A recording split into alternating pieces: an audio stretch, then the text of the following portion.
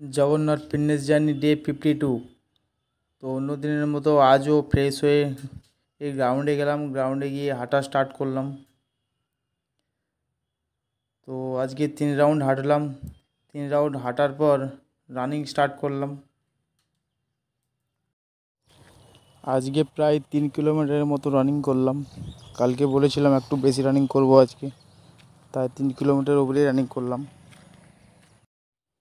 তো 3 কিলোমিটারের উপরে রানিং করার পর 2 রাউন্ড আরও হাঁটলাম। হাঁটার পর এক্সারসাইজ শুরু করলাম। 3 সেট করলাম এক্সারসাইজটা।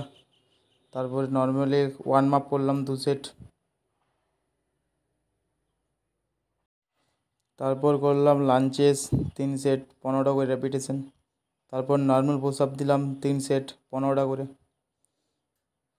নর্মাল পুশ আপ করার পর এই পুশ আপটা দিলাম 3 সেট দিয়ে আজকের ব্লগটা এখানেই শেষ করলাম। দেখা হবে নেক্সট ব্লগে।